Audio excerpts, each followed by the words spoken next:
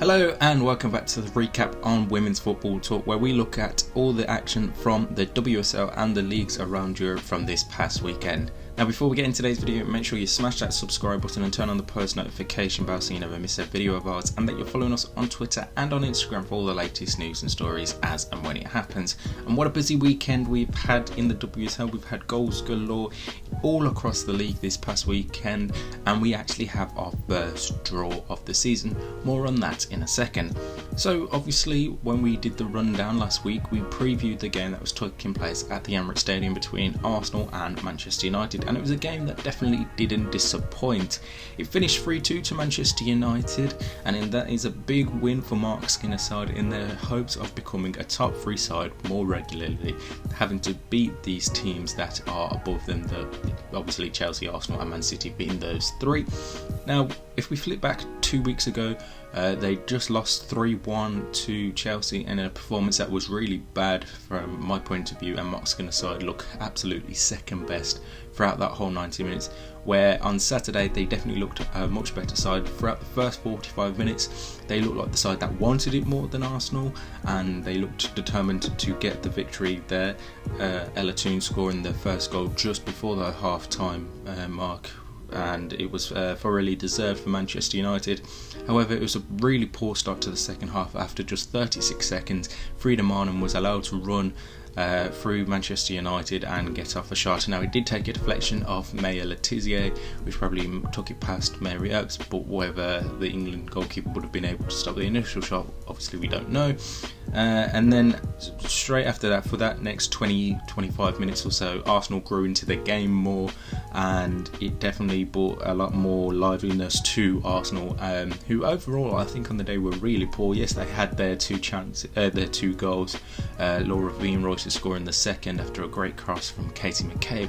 However, for me it was just an overall really poor Arsenal performance, and it's one that I don't think Jonas Eidevall can have many now for the rest of this year, because with the way Chelsea are playing, the way Manchester United are playing now in the league, they can't be affording these slip-ups this half of 2022.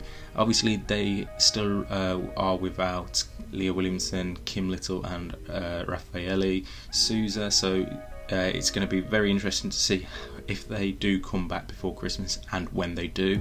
And then obviously the bad news on the game late on was that Beth Mead went off injured, and we don't know the full extent of her injury as of time of recording.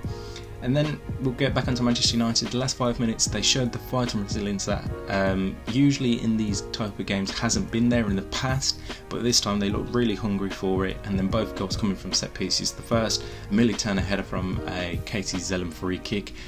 Poor marking from Arsenal's point of view, because Millie Turner was just clearly on the edge of the box and was allowed a free run into the box and able to get her head onto it and give Manchester United hope of getting something late on.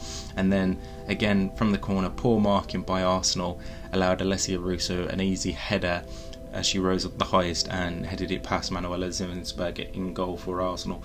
So it's definitely a good sign from Manchester United that the growth that they've had in those 10 to 12 days, if not a bit more, over the international break. Mark Skinner has managed to get it into his players like, this is the hunger and belief I want you to show and get across. So it's definitely a big improvement there for Manchester United. Arsenal obviously don't have much time to dwell on it because they have Champions League this week, whilst Manchester United have a bit more time off as to not playing in the Conti Cup this weekend, so they're not back in action until the 3rd of December. The other game that took place on Saturday saw Manchester City play Everton. Yuli Blackstad and Khadija Bunishaw with the goals for Gareth Taylor's side. Again, I think it was a really comfortable game for Manchester City. The likes of Blackstad, Hasegawa and Bunishaw were the 3 standout players. Manchester City, in my opinion, in that game looked really solid throughout the whole time that they were on the pitch. For Everton, it was obvious that Manchester City loanee Jez Park was missing, because their creative spark that they've had when Park has been on the pitch just completely vanished, and is something that they need to work on, because obviously she's only on loan. So if you're thinking about that down the future, they need to have that creative spell if they're trying to build up on and moving up in the league. So it's going to be very interesting to see what Everton do in that situation when she does go. But yeah, it was really obvious that her creative spark was missing in this one. On to Sunday's fixtures now, and the early kickoff between Chelsea and Tottenham at Stamford Bridge was fantastic. First, because we got to see Emma Hayes back on the sideline for the first time after having her surgery, which was absolutely fantastic to see Emma Hayes there, and Chelsea put on a fantastic performance, winning 3-0, all 3 goals coming in the first half.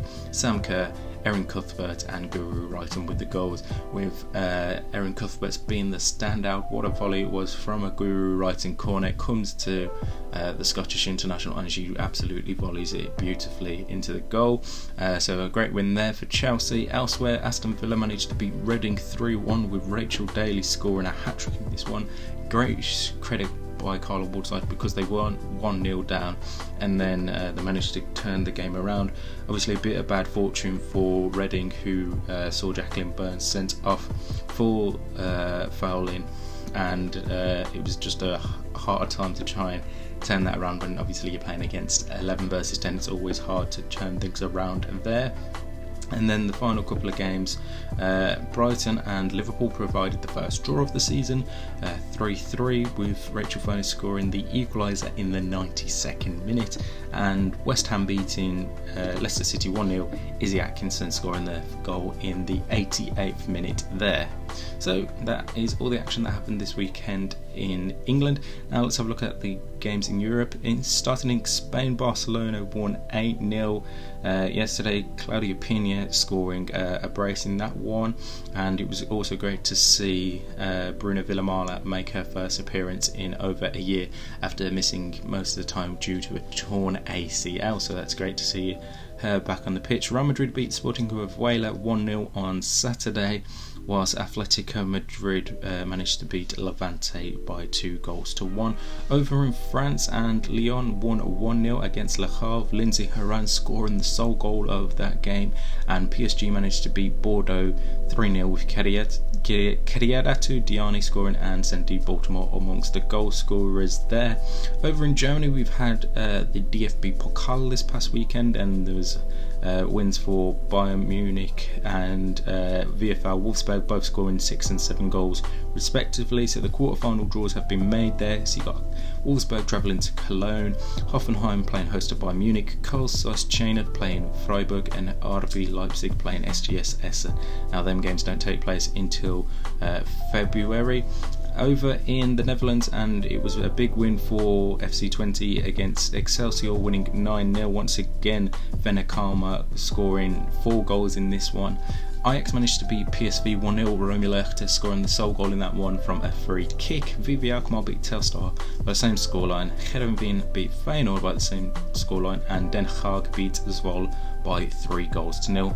And finally, over in Italy, Roma beat Sampdoria by 2-0. Juventus beat Parma 2-1. Sassuolo beat Pomigliano by the same scoreline. Fiorentina and Inter Milan played out a 0-0 draw, and AC Milan drew 3-3 with Como.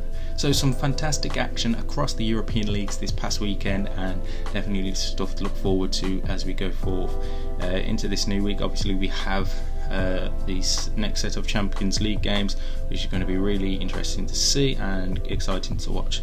Now obviously we've had a bit of injury news as well coming from Chelsea, as they announced that Pernilla Harder has undergone surgery and she will be out for an extended period of time. She was injured on international duty with Denmark, so we don't know about her return. And then one bit of contract news we've had this morning from Bayern Munich is that Sara Zadrazil has signed a new deal to remain with Bayern until 2026. Right, that is it for this week. We'll be back later on to review the Champions League stuff and look ahead to another weekend's worth of action. But until then, make sure you like and subscribe, like I said at the start, and that you're following us on Twitter and Instagram for all the latest news and stories as and when it happens. And until next time, we'll see you soon.